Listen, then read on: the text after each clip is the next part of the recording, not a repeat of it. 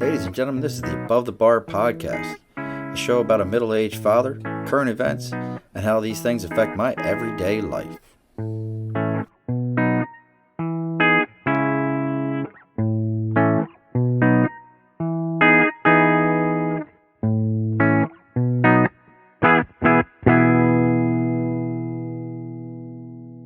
Hey, sir, again.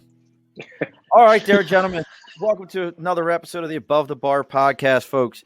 This is the first in our 3-episode Distillers series. To give the heads up, I watched a great documentary on Hulu called Neat. It was about bourbon. We'll talk a little bit about that here in a minute and why I love this documentary so much and what I got out of it. But I decided to reach out to some folks on Facebook and on LinkedIn, and I said, "Hey, if you know a distiller, let me know who it is. Give me a heads up." And these gentlemen right here are the first. They are New Scotland Distillery, and this is going to work out great. So I'll let them introduce themselves and tell a little bit about their distillery. But you guys, I'll put this out first thing. You guys actually haven't made the first bottle yet. It's cast, but not bottled yet. Do I understand that right? Yes and no. So we have done our first bottling. It's actually it's called 68W whiskey, and we both have it here. And I got a bottle of that. So that certainly in the near months, we definitely have to get you one. So we haven't sold it yet, but we did do our first bottling to kind of go through the entire process. And we'll be ready to go with that this coming summer. That along with our single malt. So it's called Helderberg single malt whiskey. And that's been aging for 4 years. So we're going to release these two as our first releases this summer. So this summer they're gonna release. Yeah, and it coincides with Jesse exiting the military after 10 years. So he can probably speak about that and why we're launching at that time. It's all about when he leaves. One of my buddies said I need to explore beyond Telemardu. Look, I'm doing the whole entire distiller series, Chris. Maybe I will explore beyond it, but it's like all things. You know what you know. I like Telemardu. I drank Jameson for a long ass time too. I like that. Well, then we definitely have to get you some 68W. I'm all about it. We'll put it right on it. And I'm going to ask you a question about it because I noticed something. Now, I'm going to have to ask Jesse a really important question here in a moment. Do you know what Army stands for? Do I know what Army stands for? Yeah. I don't know what Army stands for. Please tell me. Aren't ready for Marines yet.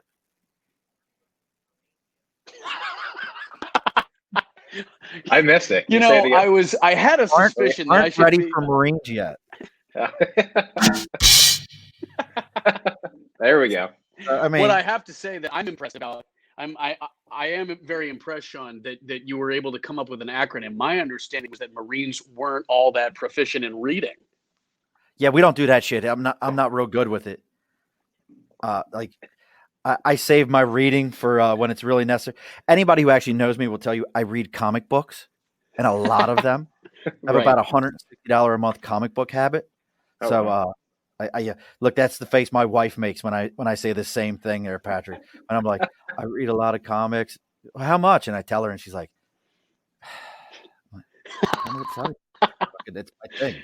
I enjoy the shit. I get into it. But now you held that 68. You said it's a whiskey. Yeah, so I think that's probably a great point. Yeah, and Jesse can talk about it. Right, so talk to me about because I want to get into how you got into this thing. So it's clear. It is, yeah, and I'm drinking it. So it's this isn't water. Actually, this goes. First off, I think it's important if Jesse talks about what 68W is and kind of the theory or kind of the story behind the name and actually how it's a little bit differentiated from the other spirits we're going to come out with. But the most important part about it is that it is unaged American corn whiskey. And we're highlighting how you can really change your mind about what a clear unaged spirit is in comparison to all of the aged spirits that, like you're drinking. I think coming from an Irish whiskey, which tends to be lighter and fruitier, and is triple distilled, gives it a little bit of that smoother character. I think going into this actually is a great transition. And we really want to change people's minds about what unaged corn whiskey can be compared to what they think of as traditional moonshine, which is something that's, generally speaking, super high proof. It's going to burn your mouth. And for most people, it's not something you want to drink. That would be so, this. Yeah. Yeah.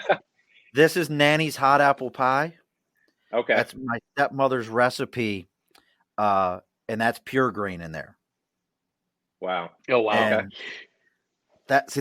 this is as far as I get. Well, I'll lie. I do have and there's a whole story I've said it many times. I do have down here the Kahlua that my father got the recipe from my mother's best friend, but a Kahlua recipe that's pure grain also. That's as far as I get. Wow. I'll mix other people's shit, but I'm not getting at the level that you are. So yeah. So what's the 68W? So what is 68W? Yeah, so I'll hold it up, and then Jesse can talk about it. Yeah, so Sean, here's the first thing you need to understand about whiskey. What makes a spirit a whiskey is the law, right? Whiskey has legal definitions that are codified in the Code of Federal Regulations, and that's why you know that you have a spirit that is whiskey, because it meets certain criteria. The proof that it comes off the still, the proof that you put it into the barrel. There's a lot of specific requirements that make an alcohol something called a whiskey.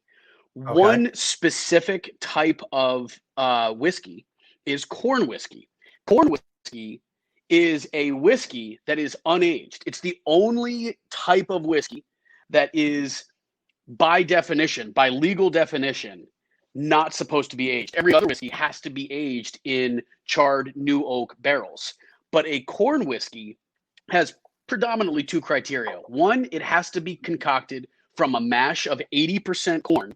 And number two, it can't be aged. It does run through an oak barrel, but I'm talking it kisses it for 24 hours, even 15 minutes. That's how they call it a whiskey. But nonetheless, by the Code of Federal Regulations, say that this is an unaged corn whiskey. It's the only type of grain that gets its own distinction like that.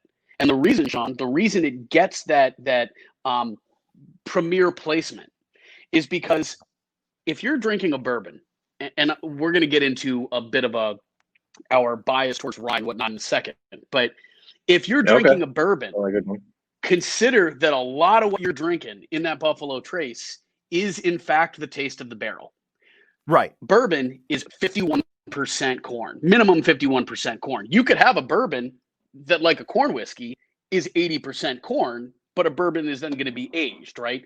Straight bourbon is 2 years, bottled and bond, if you can talk about, that's 4 years. The point is that when you're drinking that Buffalo Trace, you're drinking the barrel. And sometimes that's great. But what's very interesting about what we've done with it's the only brand we're doing this with, at least right now. We wanted to be able to show our loyal fans, our intended customers. Cheers. We wanted to show them what grain from New Scotland tastes like. And I'm gonna, if you don't mind, I'll give you kind of a quick little background, and then I'll shut up. Yeah, no, I want. See, this is what I want to hear, because one of the big things I wanted you guys on first was, you guys are stepping into this shit, and you're Nick the new guys, shower shoe boot, whatever you want to call it. You're Nick the new guy, and we've been doing it for 4 years. That's the funny part. And I'll tell you, and you brought up something, Jesse. So give me your story, because you brought up the bourbon thing, and that's where this all comes from. Is that one documentary? I have a bad rabbit hole habit. Once I'm in that sumbitch, I got to get it all. Okay, well, let's start. Let's go a little bit in reverse and finish off what has turned out to be, I would say, my second favorite spirit is legit corn whiskey. This brand is called 68 Whiskey. And given that it's 68W, you obviously, Sean, are going to be familiar with the fact that we're using the phonetic spelling. 68 Whiskey, as you can see on the bottle, is the MOS, the military occupational specialty, for an Army combat medic. And Okay. I was in Iraq, and I was just blown away by the critical role that our Army combat medics were playing. I became aware of their MOS. It's probably the first time that I ever really thought about it. We Right. looked up the trademark. It wasn't trademarked, so we shot in a trademark for it. And in a second, because I just so love the sound of my own voice, I'll give you a quick little survey of both. the label. Well, if you would indulge me, and before I get into and Pat and I can jump in and talk about what New Scotland Spirits is, I just want to give you a very quick rundown of how we are using this bottle, which through our partnership with the Hidden Battles Foundation, which is an organization that, among other mental health issues, treats alcoholism in veterans and first responders. We're trying to take the fact that, I mean, you know how green suiters are. They can kick them back, and we wanted to power that towards helping people who come back from war zones or other, let's just kind of call it euphemistically, high stress environments, and sometimes start self-medicating in a way that can be dangerous. So without further ado, reading off the bottle, the label here, known as a 68 whiskey, the Army combat medic braves the bullets and bombs to fix our wounded on the front lines, offering America's warriors one final hope. It's because of the 68 whiskey that a soldier lives to fight another day or returns to the loved ones waiting anxiously back home. That's why New Scotland Spirits presents 68 whiskey. Grown in pot, distilled entirely in New York State, this premium American corn whiskey honors all our veterans and is presented to them in recognition of their many sacrifices. Welcome home, boys and girls. You made it. And since you're no longer subject to General Order Number 1, drink responsibly, freely, and for friendships forged in fire. That's 68 whiskey. And thank you. Okay. Thank you very much. Cheers to that. And Sean, the thing that's, why this is so kind of near and dear to me personally, beyond just the Army nexus. Pat's father is a veteran. This is in fact an additional story, right? This is the story of, and Pat, forgive me for getting rather romantic for a second. Pat is my oldest friend. Snuggle away. From the town of New Scotland. It's going to get really hot in here because, in fact, Pat is, I've known him. I think I've known Pat longer than some of my siblings. And when we were, coming up through the town of New Scotland, we had this thought we'd be drinking, or we would not be drinking underage. Let's say that we would not be drinking underage, and we would talk about how we one day wanted to create a spirit distilled from grains grown in our upstate rural farming town. And it took us 20 years to bring that to fruition, but that's what we've done. When you're talking about 68 whiskey, the corn that's in here, that's from the millers right up the street at Lime Kiln Farm. When you're talking about our premium single malt, that's 100% barley from Indian Ladder Farms, the other farm right down the road. I love Indian Ladder. Yeah, it's a great brewery. Bro, I live in Central Brunswick. My kids go to Shaker and Tamarack. Okay, well then in that case, I really hope that you're going to be first in line to taste a little corner of what is basically your hometown too. Oh yeah, here's our single malt. Oh, it's beautiful. It's a little. You can see the Albany skyline down in the background. Let me get this going here. That's beautiful. That's from the Rensselaer side. It's essentially, yeah. Well, no. Well, interestingly enough, God, you're so astute, Sean. Here's what's really funny: the direction of the Corning Tower is actually from the New Scotland side. That's what you can see from my hayfield. But okay, we had to present it more as though it's from the Rensselaer side so that you could get the full flavor of all the buildings. So we took a little artistic license, but let's put it this way. If you can't recognize the Albany skyline, you're not an Albanite. Get the hell out of town. Well, I remember the first time I came to Albany and we saw the egg and I was like, what the hell is this spaceship thing? If you've never been to Albany, folks, like we have this very fancy dancy. You know, you go see shows and stuff. My wife and I saw Ben Folds there. It was amazing. But it looks like a friggin' spaceship in the middle of the city for no reason. There's no reason for it, but it looks like a big ass spaceship in the middle of our city. Yeah, I went to a comedy show in the first week of March, 2020, and literally everybody is like, and the comedians are saying, "So, are we gonna like die tomorrow?" You know, we had no idea what was going to be coming, but it's a great venue to go to if you can make it there. Yeah, we saw Ben Folds there. I tell people all the time. So if I could move back to North Carolina, I would tomorrow. My wife knows this. I'll probably get a message in a minute that says you can leave now if you'd like. Because my wife is from this area. She's from Cohoes area. That's where she grew up. I grew up in Baltimore, as you can hear this accent. This is not an Albany accent. I know how to say elementary, and I know how to say stewards. If you ever come to this area, folks, and people say I'm lying, I call my children's school, and they're like, "Thank you for calling the Forts Ferry Elementary School." I'm like, "What the hell's an elementary?" It's a whole I don't thing. remember that. Oh, that's like, and even my youngest, or not my youngest, but one of my sons was born here, and he can't say Stewarts. He's like Stewarts. Like there's an emphasis on weird letters. So now, were you guys able to, back to the distillery, because we can talk about the silliness that matters to no one else around here but us, and I'm completely okay with that. But now, one of the things I wanted to ask you, because as you're mentioning all this stuff, that means you got in under the wire for the New York Distillers license for $1,000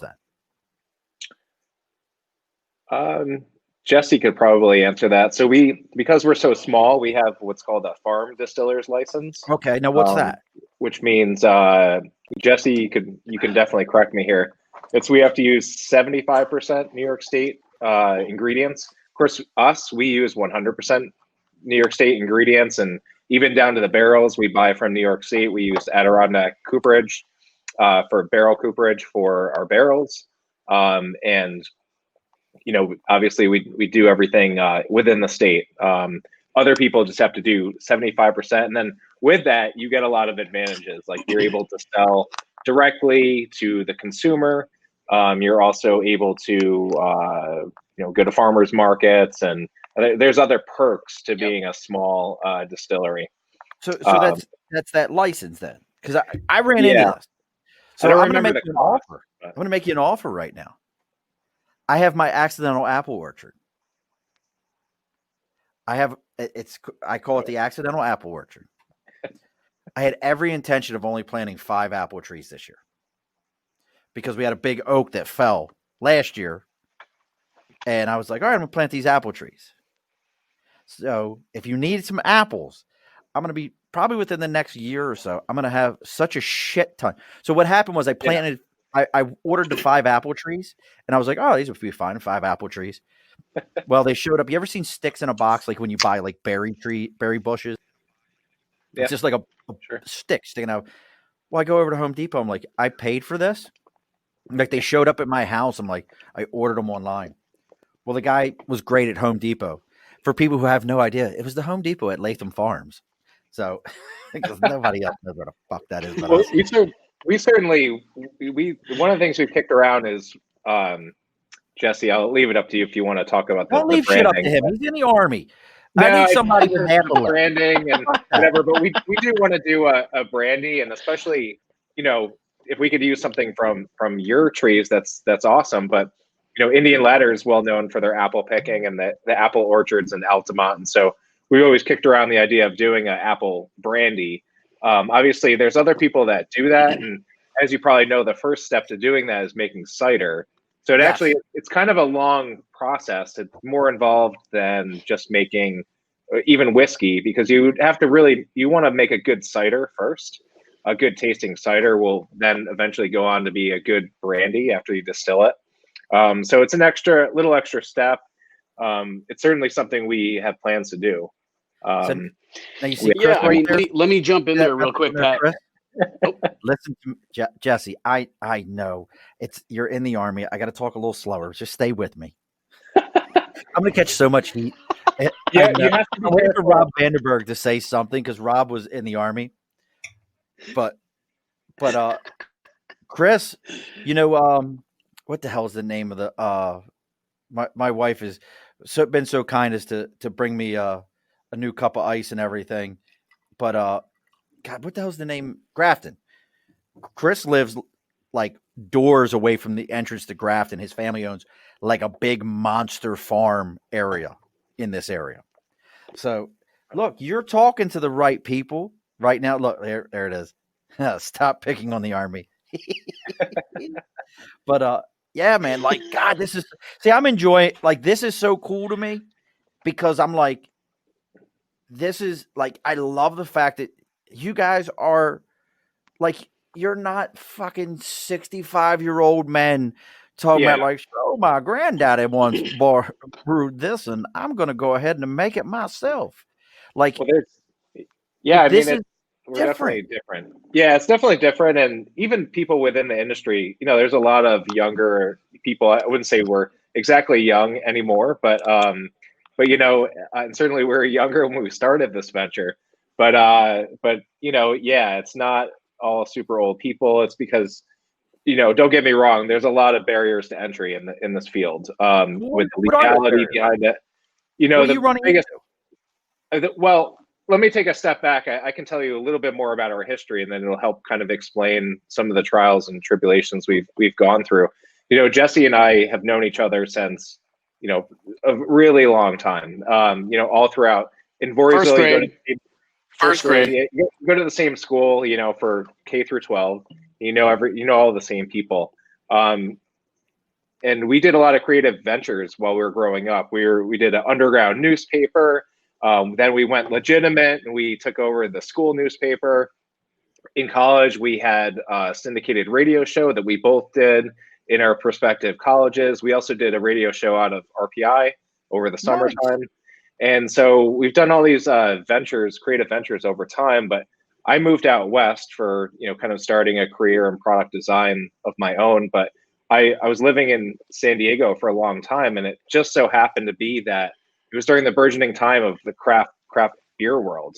In the mid 2000s to 2007 to 2012 or so, when I lived there, and I knew about Stone and Ballast Point, really before every other part of the country did, and those are some of the people that were really pushing limits and getting things going with the craft beer world. And not only was I getting into it and people that lived there were getting into it, but I also really got into home brewing and started doing a lot of home brewing. It's kind of an extension of my background of being in science, and I have an engineering degree. And so it's something I really like doing, but it's also something that's hands-on and it's craft. And it's something I still do to this day, even though we have a legitimate spirits business. And because of, what I saw in the craft beer world, I knew that, no offense to the East Coast and to the, Albany area and stuff, it just was behind the times of what was happening on the West Coast. Where was that?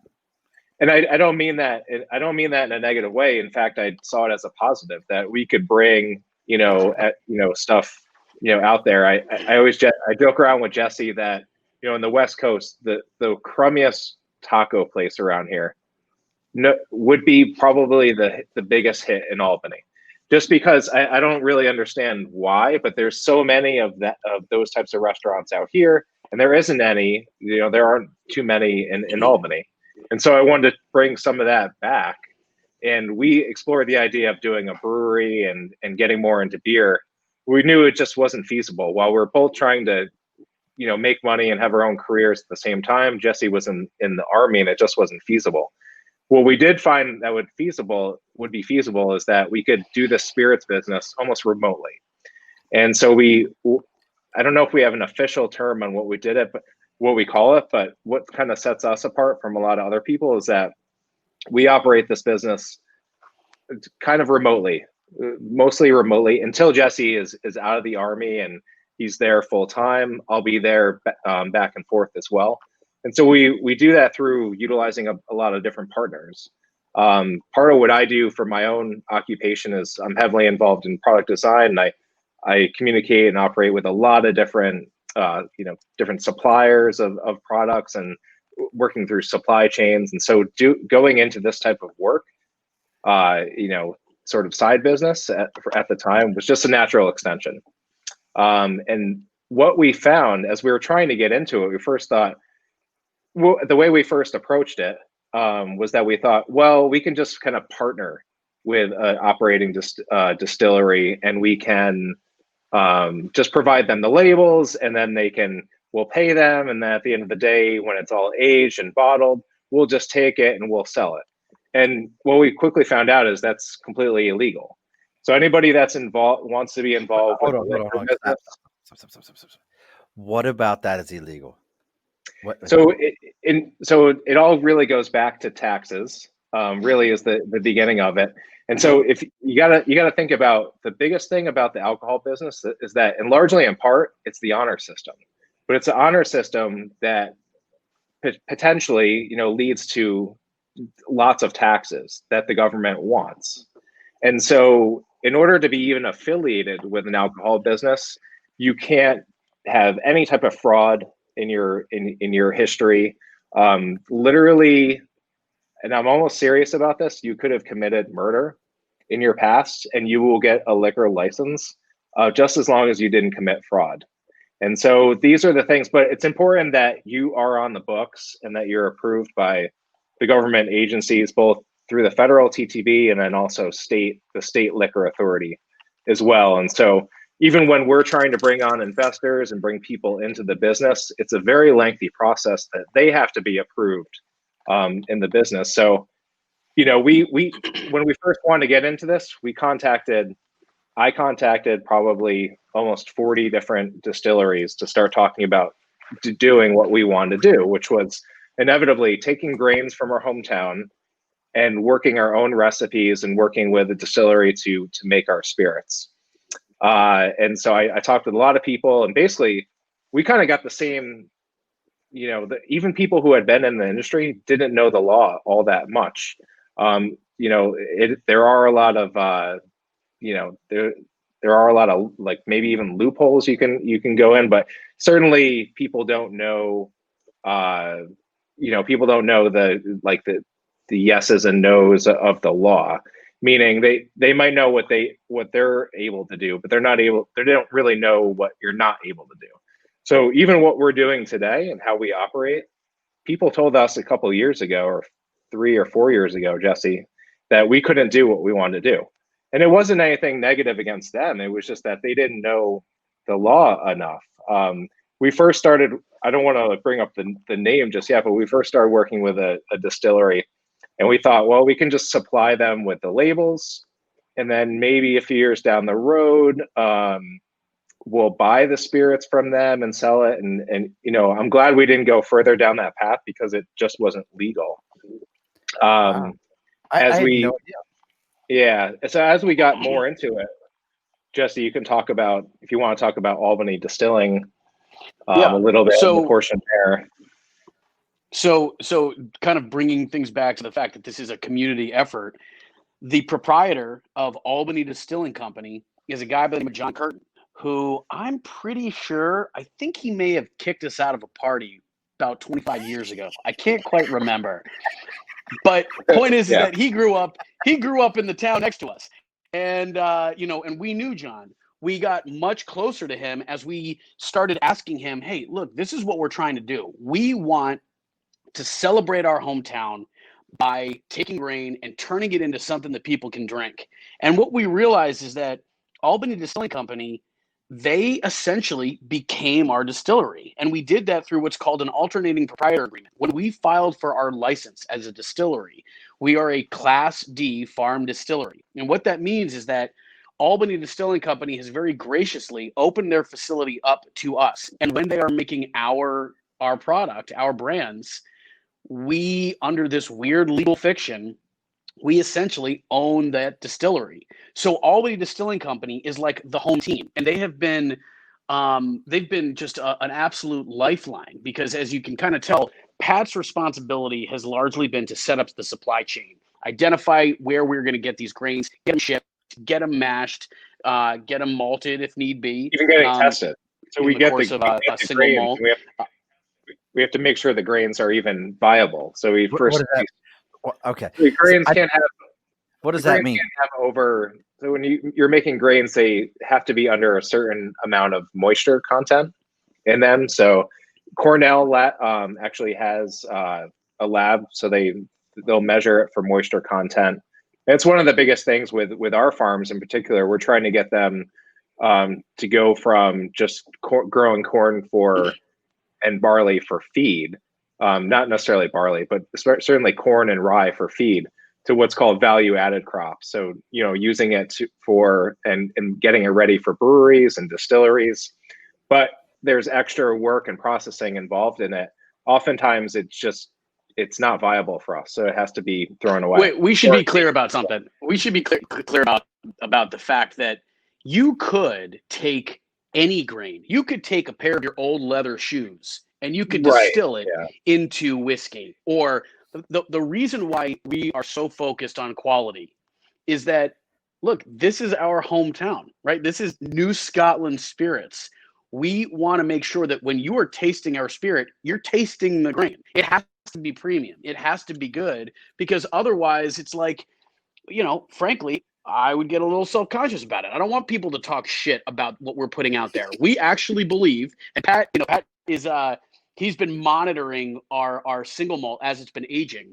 And to be clear, right now we have barrels of bourbon, barrels of rye, barrels of single malt. He's been obsessively monitoring that because, and I know that this, understandably, you're going to think it's biased, but it happens to be friggin' true.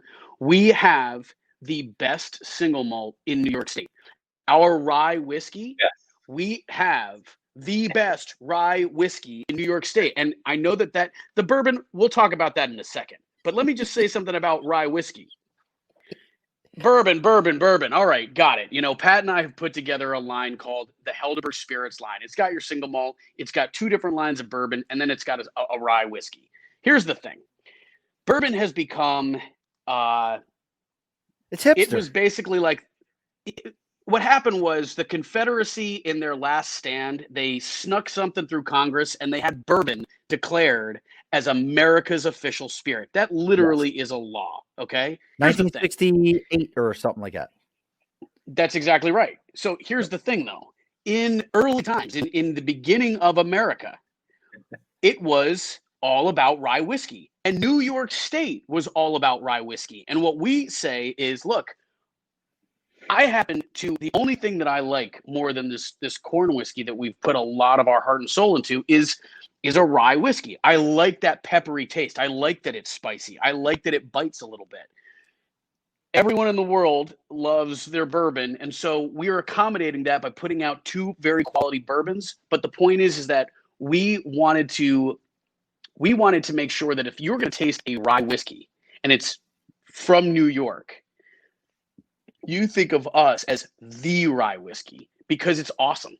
And that was like a last stand for us. We're planting our flag in the fact that you are not going to drink better whiskey. I don't care what qualifier it is, rye, bourbon, single malt. If you're tasting whiskey and it's not coming from upstate New York, you're wasting your money and you're wasting our time. Well, there's a designator called, I don't know if you know, Sean, about Empire Rye. No, never heard it.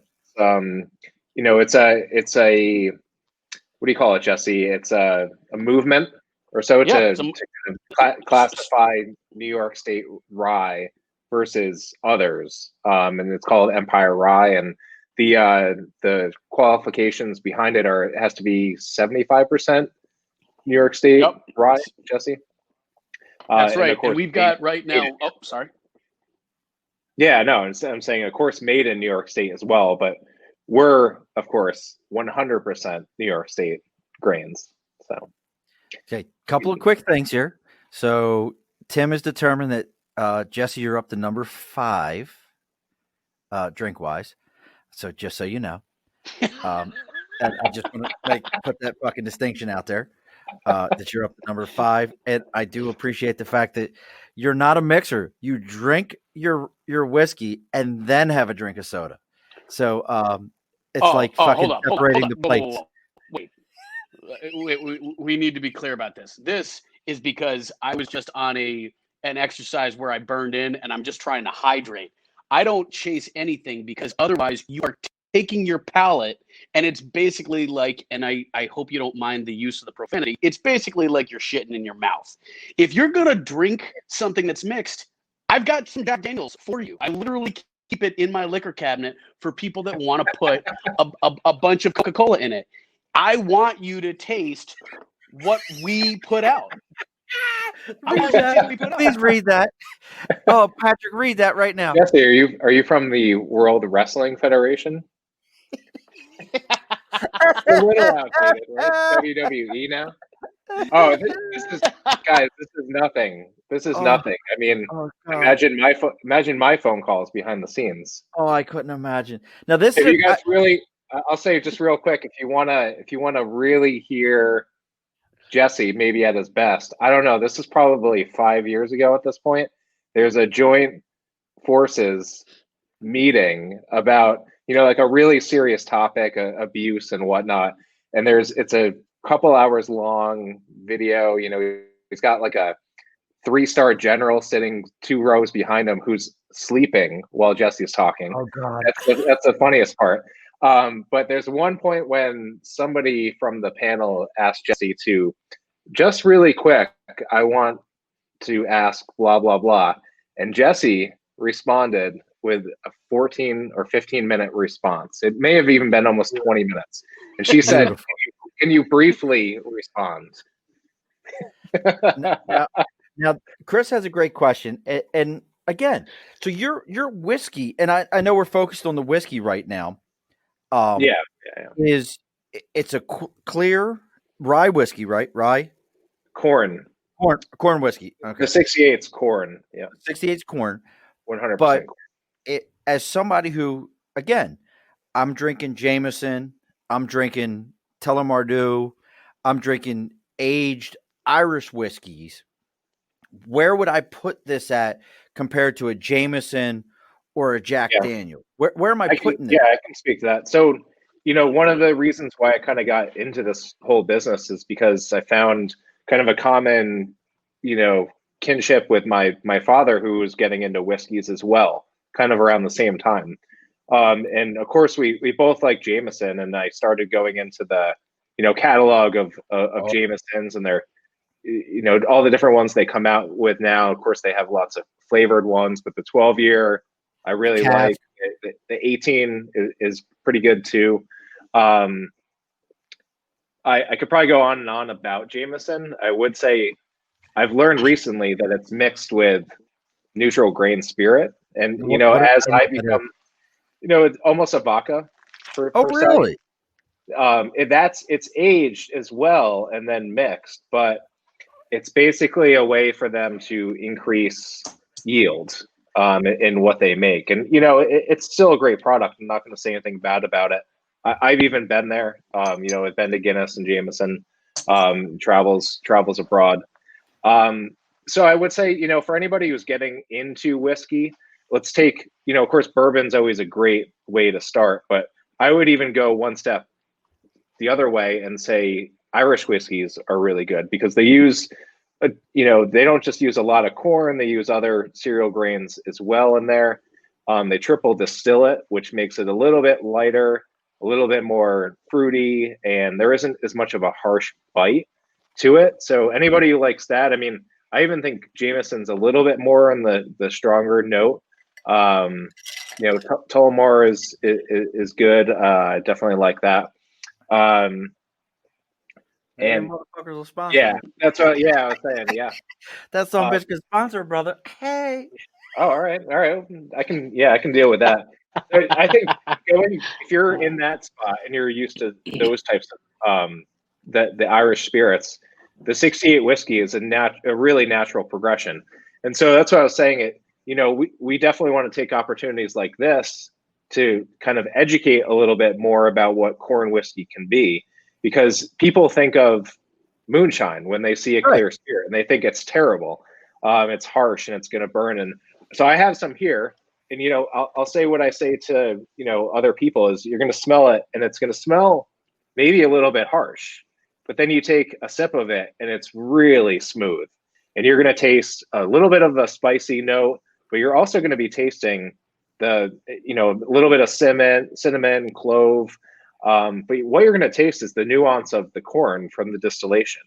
And once you taste that, you're going to have a really good, like ground point on your palate for what's in other whiskeys. You're going to all of a sudden know, once you've tasted a corn whiskey that's 100% corn, then when you go on to an Irish whiskey or even a bourbon, you're going to say, wow, I can tell that one has more corn in it, or that one has less in it. You just won't know until you've tasted something that's 100% corn or 100% rye. And that's what we're going to showcase too, especially with our first two spirits that come out. We're running the gamut. We're coming out with the 68 whiskey, first, that's unaged whiskey. And then we're coming out with the single malt Helderberg whiskey, which is going to be at that point 4 years old. So what we like to say is you're going to be able to taste these two side by side and say, look, besides the fact that it is different grains, the single malt's barley, but you're going to be able to taste the influence of the barrel as well, and just see how much of a difference it really has in it.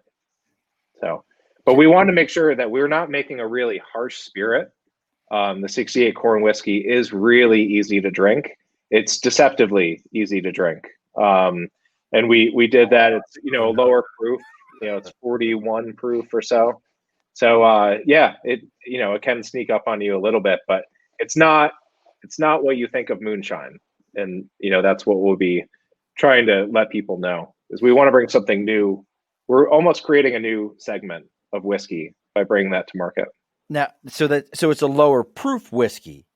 It's still within the confines of whiskey. It's 41%. So actually, some of the people's favorite whiskeys out there are typically 40%, okay. And that's twofold, right? That's one reason is because they get more yield out of it. They are able to make more product because they're watering it down. The lowest threshold. Oh, hold up, yo, Pat, I gotta interrupt. Mike Kavanaugh is listening to us right now. What up, Mike? So Mike is a good buddy of mine. I just saw that. I had to put that up there for you. Mike was on my test show the other day. Is he not the biggest son of a bitch in the world? God, yeah. He's such a large bastard. Well, you'd have to ask the people he wrestled against in high school. They would say that he was the biggest son of a bitch, and I feel so bad for anyone who stepped on the mats with that guy. So what's so funny? So you grab Mike out of this, because I had to throw that up there when Mike sent that message. So I've known Mike has a cousin who's my real estate agent that I've done real estate deals with, and they're all them fucking Kavanaughs, all of them. His cousin Chris, they're all giant son of a bitches. They're big as every one of them's big as a house. There ain't a one of them under 6'4". So just know that this is a fact. That there's not one of them. Look, Chris Hewitt. So Chris we all worked together at my other life. Who the hell is dumb enough to wrestle Mike? It's all midget wrestling. He only wrestles midgets. That's it. That's his only people he wrestles.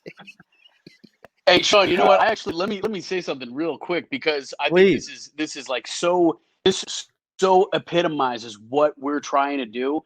So, it's like, obviously we want to put out a quality product for everyone to enjoy, associate with New York spirits. But for someone like Mike, who is literally growing up on the fields from which we source our grain, he is drinking New Scotland, right? His hometown in New Scotland.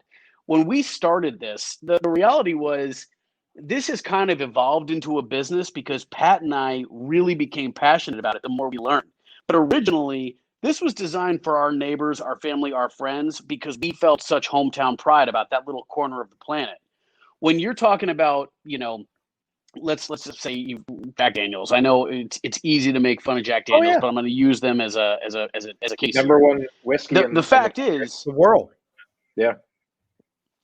right. The fact is, what you are drinking is it's straight off the industrial manufacturing plant. When we are putting stuff out on shelves in about 6 months to a year, what you're going to be drinking is small batch, single barrel bourbon, small batch, single barrel rye, small batch, single barrel, single malt. The point of what we're trying to do is say every bottle that you're tasting, going back to my part about you better not mix anything in our whiskey. We put a lot of our heart and soul in this. We put a lot of heart and soul in this. You're literally tasting the grain. You're tasting the fine craftsmanship. That's why this single batch whiskey, the small batch whiskey, craft spirits, that's why it's kind of taken the place by storm. Because a lot of people out there, if they're trying to drink to get drunk, you can order your Jack Daniels. But if you're trying to drink because you like it, you like the flavor palette, then you want to look at a craft spirits outfit. And obviously, we want to be the ones that receive those people with open arms and say, if you want something that's going to taste utterly amazing, unrivaled even, you got to check out New Scotland Spirits. What's the I wanted to say very quickly, New Scotland whiskey? New Scotland Spirits. What's the fight for New Scotland whiskey? Do you know what Mike's talking about? Mike said, "I heard about the fight for New Scotland whiskey." What is that? Oh my God, Mike is he? It's like we planted him so he can ask a question. I'll tell you exactly what it is. No shit, you will. I can tell already. There's no doubt. Look, he's cracking his neck and shit. Pat, if you're in danger, let me know now. No, Pat and I stay as far away as possible. We decided we wanted to put out a whiskey, okay, and we decided to file for some trademarks. We put up a website. Start off with that. Just a single malt. And next thing we know, Patrick and I are the recipients of a cease and desist, followed by a lawsuit in the Trial and Trademark Appeal Board by the Scotch Whisky Association, which is the trade group out of the $1.5 billion organization. I'm sorry, I don't mean to laugh at you. Here's the thing. Oh, hey. Come on, bitches. David versus Goliath. Here's the thing. What they didn't realize is New Scots are a hardy breed. We left Scotland. It wasn't good enough. And when we said, all right, you know what? Like, I got it. We don't want people to think that we are a product of Scotland. We want people to know that we are an American spirit from New Scotland. And after, goodness, 3.5 years, we finally came to an agreement whereby we, as we've always done, make it very clear we are not Scotch. We are not a product of Scotland. What we are New Scotland spirits from the jurisdiction of the town of New Scotland in upstate New York. We are proud of that. And to their credit, I think the Scotch Whisky Association realized that it didn't work out all that well the last time an entity from the United Kingdom tried to screw with the beverages that we Americans like to drink. And so to avoid another Boston Tea Party, they just stepped back and said, fine, have your New Scotland Spirits. And so in answer to your question, Michael, New Scotland Spirits is here to stay. Thank you so much for feeding us that. Yeah, we've been on the news a lot with, talking about this lawsuit and, everything that we've gone through with it. But we're really proud that in my opinion, we won. We won the battle. We wore them down over many, many years. But ultimately, at the end of the day, we got what is rightfully ours. We're able to make a spirit from the town that we hail from. How dare they say that we can't call our spirits New Scotland Spirits? It has the word has the word Scotland in it. Right. But it's not the same thing. It's a different country. We're not making Scotch. We make that really clear. We are making a single malt, but it's not smoky. It's not something your grandfather drinks. You're really going to taste the barley, and that's what we're really showcasing. More importantly, it's the taste of New Scotland and the taste of the Helderbergs as well. So that's what we're bringing to market. Jesse, I need you to read that right now. starting at Tim put it up there. I need you to read that in your best WWE voice right now. Please try New Scotland whiskey, and then I'm going to pound you into the mat, brother, making me Intercontinental Champion of the world. Enjoy. Got the veins going. The veins are popping. Yeah. Look, that must be an upstate New York it's thing because getting my real. wife's got that same V-shaped vein, and I tell her all the time if she keeps messing with him, I'm gonna poke her in it and shut her right down. Now the look, I mean, everybody it's on here. Like I'm getting a lot of people popping on, staying on for a long bit.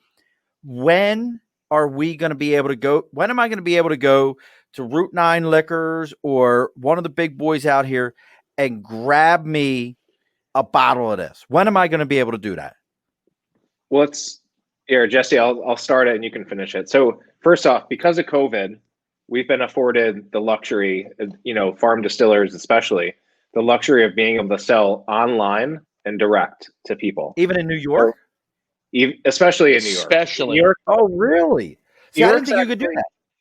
New York is very restrictive in a lot of ways for certain things. I won't even go into all of that, but actually, especially guns. But when it comes to distilleries and more importantly, small distilleries, the government's actually afforded us a lot of luxuries, and so we don't have to sell to a distributor. We can sell directly to a restaurant or a bar.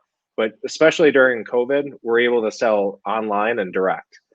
So in the next coming months, we're going to be able to do that, selling directly. And I would suggest that's probably the easiest way to get our spirits. But when it comes to buying from a store and a farmer's market, that's where Jesse's going to be taking over in the near coming months. I will point out, especially with what he's wearing and the fact that he literally just did jump out of an airplane before he got on this podcast, is that he needs to exit the Army first. And in doing so, they need to let him leave.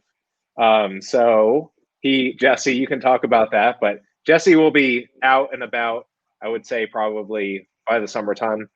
And we'll be doing lots of tastings at farmers markets, and then selling to stores, really just getting out to the public, and hopefully everybody else is getting out, getting the vaccine and getting back out and, being with people again too. So I'll make you a promise right now. I'm going to make you a deal.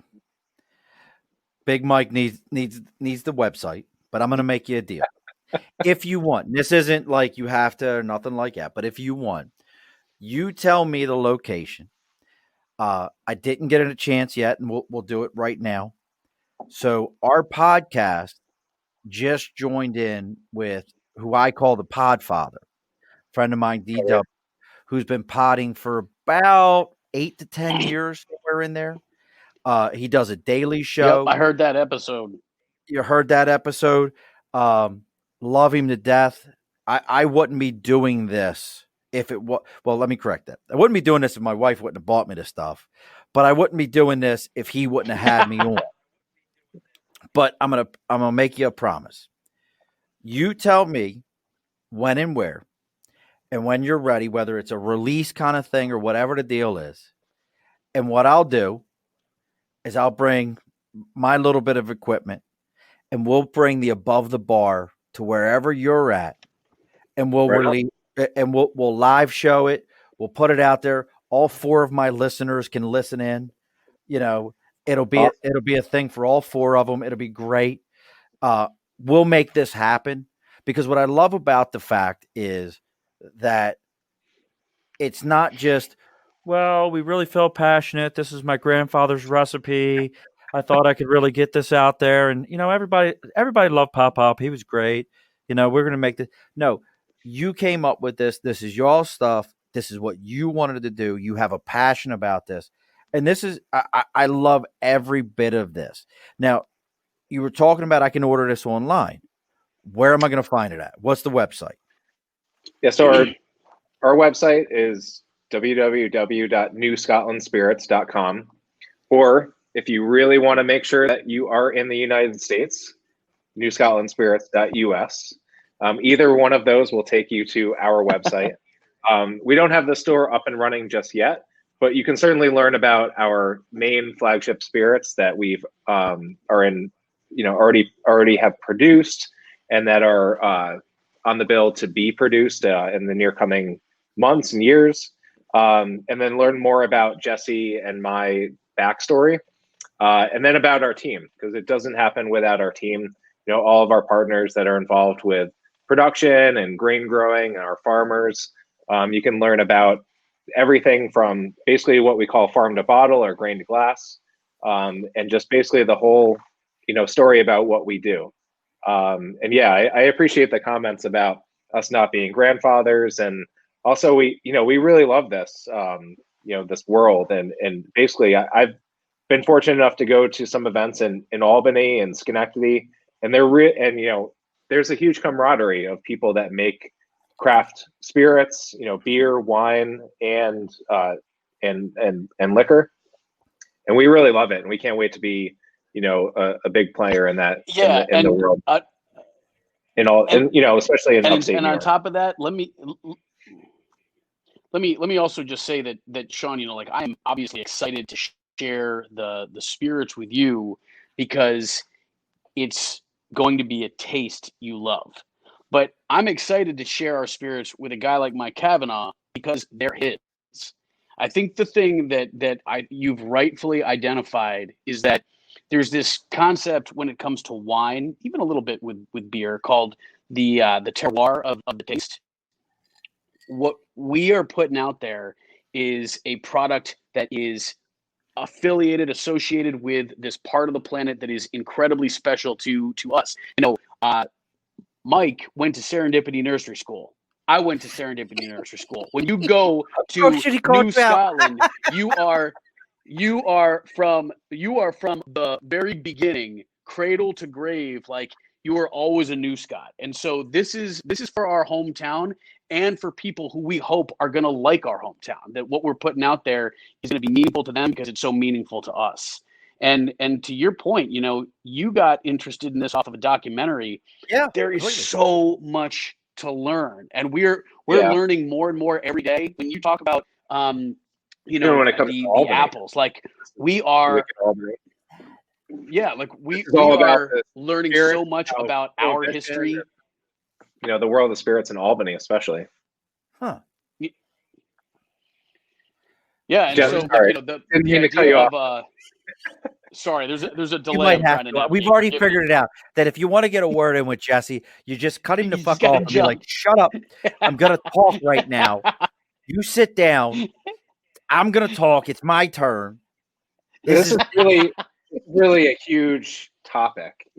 Just talking about our story is one thing, and we could talk about that for over an hour, but and then the legality, we could talk all about that like at another time. But just talking about spirits and getting into spirits is another thing as well that we can talk about, and everybody can talk about for a while. And part of what we're doing will be part education as well. Just not to be cocky and condescending, but just in the fact of everybody can like different types of spirits, and Right. we'll be making lots of different ones. And I think what's going to separate us apart from others is that we're not going for volume. We're not going to be competing against the Jack Daniels or even some of the bigger players in the craft spirits world. We're going to do a lot of smaller, much higher quality releases, with a lot of creative spins on everything. So we're going to make our base spirits, our rye whiskey or bourbons or corn whiskey, single malt, and then we'll be manipulating them maybe even a little bit more, make it more unique. And that kind of heralds back to my world of being a home brewer and liking to always try different things when I'm home brewing. I'm going to be doing the same thing with our spirits as well. And we even have some of that stuff in the works, like barrel aged cocktails, which is a whole new thing that people are some people are starting to get into. And so we're really excited to do that. And then obviously we've been doing this in the planning for almost 4 years. So to be able to finally get to market is really something that we're 5 years now. Something we're really looking forward to. Put your hand up. We've it was a huge accomplishment to bottle the 68 whiskey and finally go through that whole process this past fall. And or January. Was it? Well, no, I guess it was. Last fall. So yeah, I have to do this. So my niece, I would let you date my niece, and that's very important. Just understand that. But she's highly involved, so I would let either one of you date my niece. So there you go, Erica. I put you on a shout out. You asked for it. I gave it to you. We're gonna make sure that's the right scrolling across the bottom. That is New Scotland with only one T spirits.com. Is that correct? Make sure that's correct for me. Make sure that's correct. Yeah. And I'll put that at the bottom of the podcast. That'll come up. So anybody wants to figure out what that is, that'll be there for you. We got Big Mike says that's going to be center on his bar. Good God knows how big that fucking bar has got to be for that son of a bitch. Just so you all know, Big Mike is like 275, 6 foot fucking 70 or some shit like that. But just understand, as a 5'8" Marine, I don't give a shit, Smokey. But and I already know that Jesse's got to be the most. How many bottles have you given to your command? Real quick, how many bottles? Interestingly enough, trust me, they're going to get inundated. But until this summer, I want to make sure that we've got an array of the spirits, right? Like right now, we only have one. So you ain't giving them shit yet. This coming summer, nothing. I'm gonna wait till my officer. What's your EAS? We'll Give me the EAS. What they warrant. What's your EAS? What is it? I'm not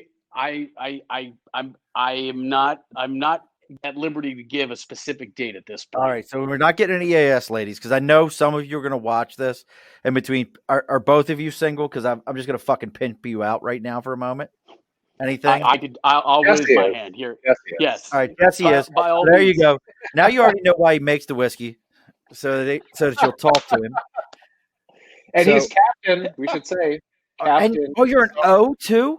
You're an O. I am. Maybe even higher. We're trying to get him higher up too. Wait a second. You're an O. That hurts my soul as a gunnery sergeant in the Marine Corps, E7. You're an O. Fucking O. I am. He's still jumping out of planes. Oh, you're an O. Only the service members listening to this will understand. He's an O. Oh. Oh, that's so great. That just made this even more interesting to me because I swore to you on all that was holy, you were like a fucking sergeant or a staff sergeant. God, tell me you bummed a cigarette off of some fucking Lance Corporal somewhere.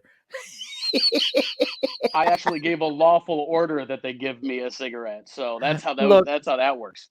Oh, that's so amazing. Oh, that's so amazing. Oh, I love every bit of this. This is just look, Rob. I'm not stopping picking on shit, and I'll be by your house later. I know where you live. Oh, I passed by Rob's house all the time. Rob was in the Army back when they still had muskets and shit like that. Oh, he's a good buddy of mine. But oh god, he had muskets. But look, gents, I'm gonna tell you, this is amazing, and I promise you, you get this thing together. As far as for the release, I know you got everything else together. Don't get that twisted. On that release, you let me know. I'll show up with my handful of equipment that's staticky and everything else that goes along with it. And we will make sure that the four of us listening hears you and understand. Look, Rob, 1986. Look, Rob. Sean, hey, let me just say this. I was 10. I really want to just point this out. I will 100% take you up on that offer, but I also want to just let you know how much we appreciate that you give us this forum to talk about it right now. Yeah, I also, as a real talk, I'll just say very quickly, you in only about 8 minutes, you did an incredible installment about bases with Confederate names. I'm actually at Fort Bragg right now, and I really thank you for your words. I think it was an incredibly well-reasoned argument. I think someone who's got 20 years in the Marine Corps, right off the bat, what you say is going to have some gravitas and authority. And the fact that you said that and that was your position, I really appreciated it. I think it's something that obviously is a contentious topic right now. Pat alluded earlier, it changes who the president is by the minute. It's a very contentious time, But the way you addressed that issue was incredibly responsible. It was incredibly persuasive. I appreciate your call to change the names of Confederate bases. And I will just say, as a final thought about whiskey and what we're putting out there, is that if done correctly, whiskey really is the way you bring people together. You get spirits, especially from a hometown.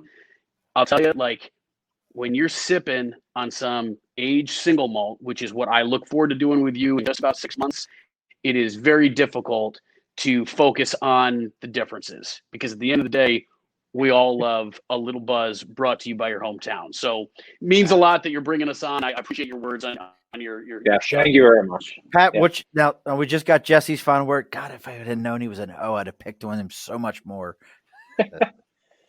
No, I spoke a lot. Patrick, what's your final words? Give it to me, brother. Thanks. Yeah, we're just really excited to be coming out with these spirits this coming year, and being, one of several people that are out there, showcasing what New York has going on.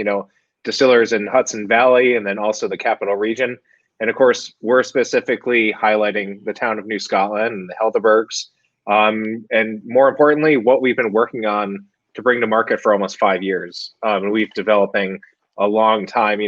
When you're talking about doing this event, I mean, this is what we kind of almost started doing many, many years ago. When Jesse and I were doing radio shows over the summer at RPI, we had a tribe of people that were hanging out, partying outside the studio, and then would follow us back and would have parties throughout the town, like kind of for us, and after they've listened to the show. And this is almost a nod, to that. And, this is how cool would it have been if back then we also had our own spirits as well that we provided. So we're really looking forward to that. And, from my point of view, if you live in the town of New Scotland or even that surrounding area, how cool is it that somebody's making spirits from grains grown in that town?